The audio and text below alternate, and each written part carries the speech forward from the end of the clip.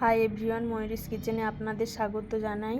আজকে চানা মশলা ও কাবলি ছোলার ঘুগনি নিয়ে চলে এসেছি। আমি কিভাবে বানিয়েছিলাম কাবলি ছোলার ঘুগনি সেটাই আপনাদের সঙ্গে শেয়ার করব।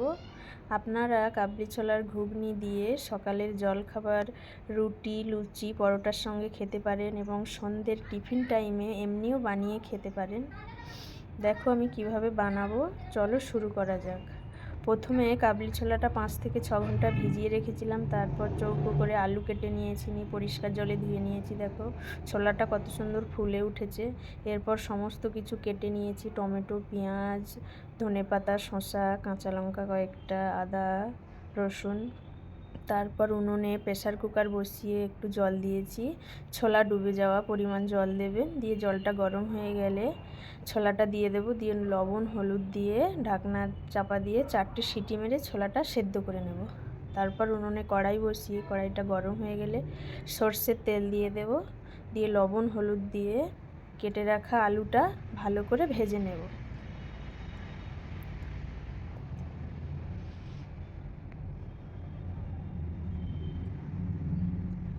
আলু ভাজার সময় উনুনের আঁচটা মিডিয়াম ফ্লেমে রাখবেন। তারপর আমি ওদিকে একটা পেস্ট বানিয়ে নেব। দেখো আদা, রসুন, কাঁচা লঙ্কা, এই পেস্টটা বানিয়ে নেব। তারপর চলে এলাম, এসে ওই গরম তেলে কোঁচানো পেঁয়াজ দিয়ে দিলাম, দিয়ে পেঁয়াজটা একটু ভেজে নেব। নিয়ে টমেটো কুচি দিয়ে দেব। টমেটোটা একটু ভালো করে ভেজে নেব।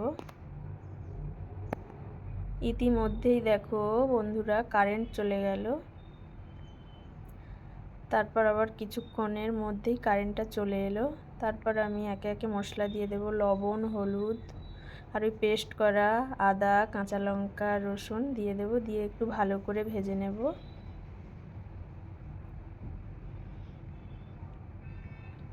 উনুনের আঁচটা একদম মিডিয়াম ফ্লেমেই রাখবেন। দেখো মশলাটা কষানো হয়ে গেছে। এবার একটু কাশ্মীরি লঙ্কার গুঁড়ো দিলাম কালারের জন্য, তোমরা যদি না দিতে চাও না দিতে পারো। তারপর একটু জল অ্যাড করলাম, দিয়ে কষিয়ে নিয়ে একটু চিনি ছড়িয়ে দিলাম, দিয়ে একটু নেড়ে নিয়ে ওই ভেজে রাখা আলুটা দিয়ে দিলাম, দিয়ে মশলার সঙ্গে ভালো করে মাখিয়ে নেব।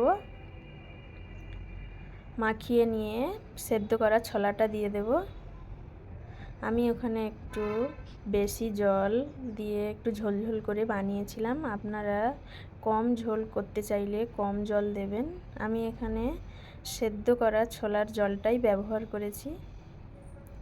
এরপর আমি দেখো ছোলাটা ভালো করে কষিয়ে নিচ্ছি মশলার সঙ্গে, দিয়ে ওই ছোলা সেদ্ধ করা জলটা দিয়ে দেব। এখানে যেহেতু ছোলাটাও সেদ্ধ, আলুটা ভাজতে ভাজতেও সেদ্ধ হয়ে গেছিলো, তাই বেশিক্ষণ সেদ্ধ করলাম না, ঢাকনা চাপা দিয়ে 3 থেকে 4 মিনিট একটু ফুটিয়ে নিলাম। দেখো আমার সবটাই আলু ছোলা সবটাই সেদ্ধ হয়ে গেছে।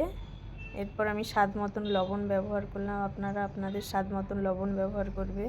এরপর ভাজা মশলা দিয়ে দিলাম, এলাচ, লবঙ্গ, দারচিনি ভেজে গুঁড়ো করা।